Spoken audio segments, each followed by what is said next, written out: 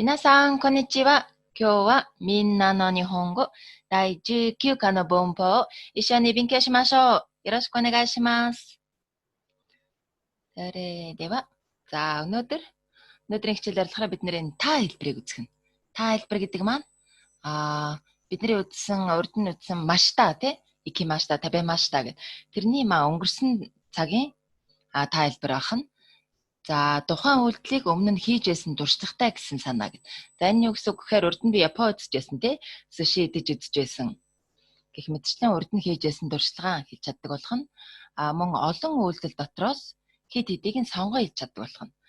За жишээ нь өнөөдөр тий өглөө босоод за өглөөний цагаан уусан тий. За өдөр найзтайгаа кино үзсэн. За хоол хийсэн.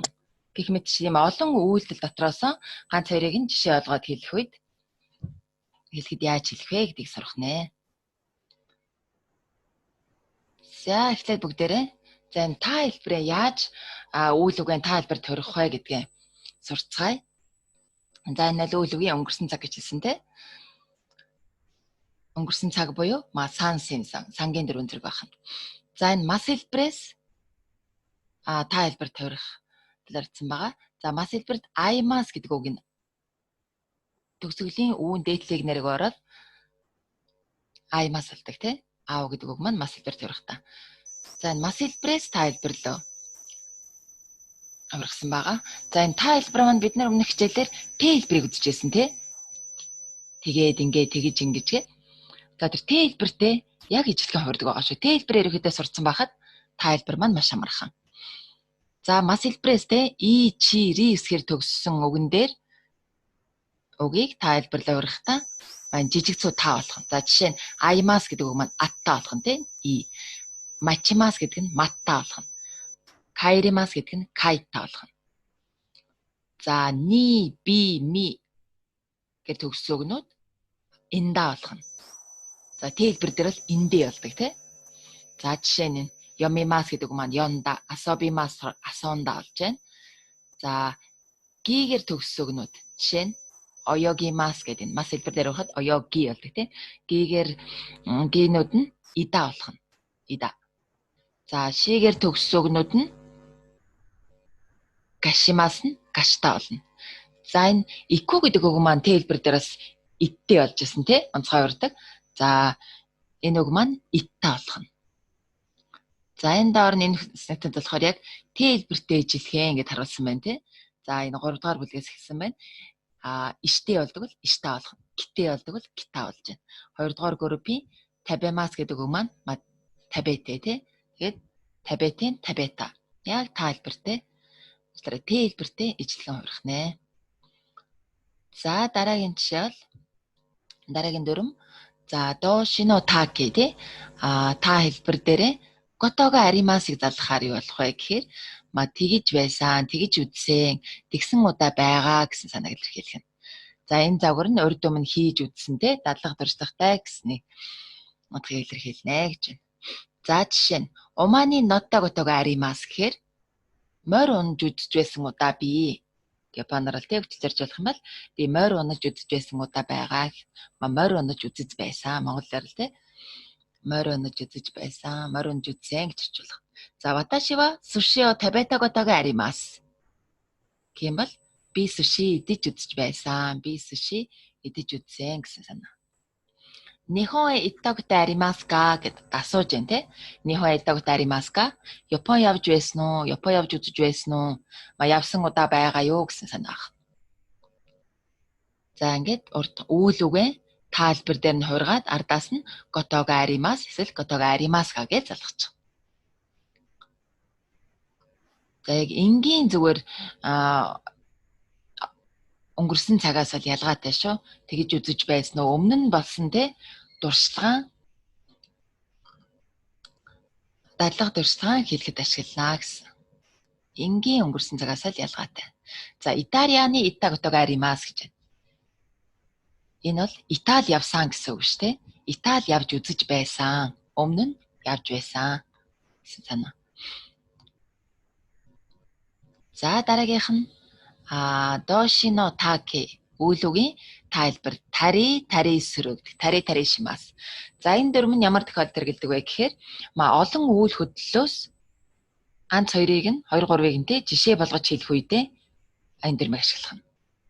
За бид өмнө нь нэр үгийг олон нэр үг дотроос ганц 2-ыг нь жишээ болгон авч ирэхдээ за хайрцагын дотор захиа, гэрэл, зураг, зэрэг байна.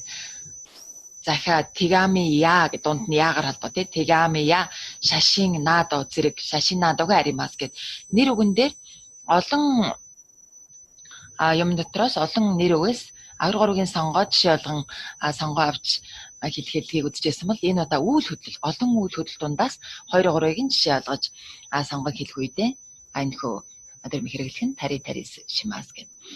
За жишээ ничиоби амралтын өдөр нямгарагт ничиоби ва теннис о шитари эйга о митари шимаас. За энэ юу гэсэн үг гэхээр нямгарагт теннис тоглож кино үздэг.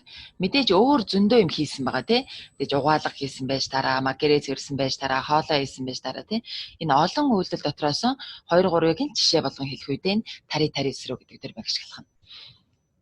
За нямгарагт теннис тоглоод кино үздэг За энэ болохоор тухайн үйл үгээ тайлбарлаа хуургаад ардаас маань ри залгачих нь.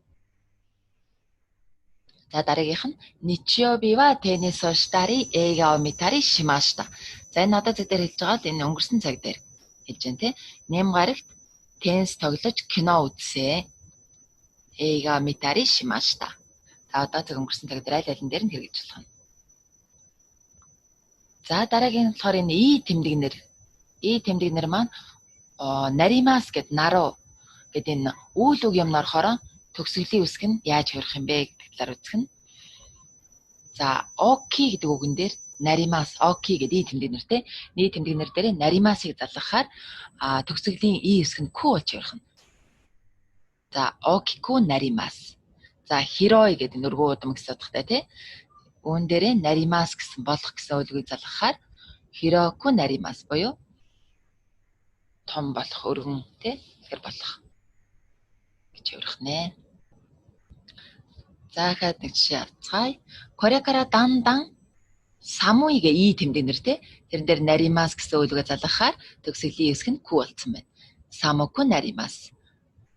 За нэг орчуулъя. Одооноос аажмаар дандан гэдэг нь бага багаар аажмаар гэсэн. Аажмаар хүүтэн болно. Хүүтэрнэ гэсэн самуку наримас гэдэг нь хүүтэрнэ. За мо 12 жидэс нимэку наримашта гэх. За оройны 12 цаг болсон 12 цаг болохоор нимэку наримашта гэдэг маань нимүй гэдэг маань юу гэсэн утгатай лээ? Нойрмог нойрмоглох нимүй гэсэн и тэмдэгнэр ах. Нимэку наримашта гэхээр нойр хүрчихлээ. Аль хэдийн 12 цаг болсон байна нойр хүрчихлээ гэж орчуулах. Сүзүшку наримас. Сүзүши гэдэг маань сэрүүхэн сэрүүхэн гэсэн и тэмдэгнэр. За сэрүүхэн болох гэж хэлхийн тулд төгсгөлийн и үсгийн ку болгох нэ. Сүзүшку наримас. За хачигацу кугацу ва ацуй desu yo ne. Ацуй. Халуун болно гэвэл юу гэх вэ?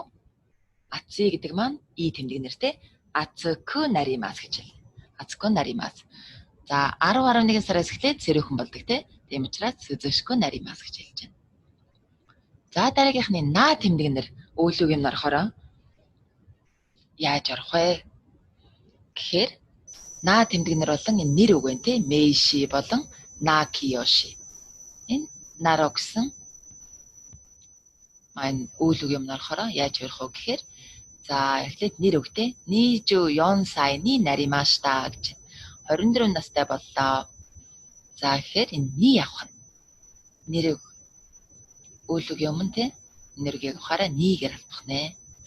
За юмэ на гэсэн алдартай гэсэн на тэмдэгнэр байна На тэмдэгнэр маань муу адил өглөөг юм норохдоо на ни болох нь алдартай болно гэх.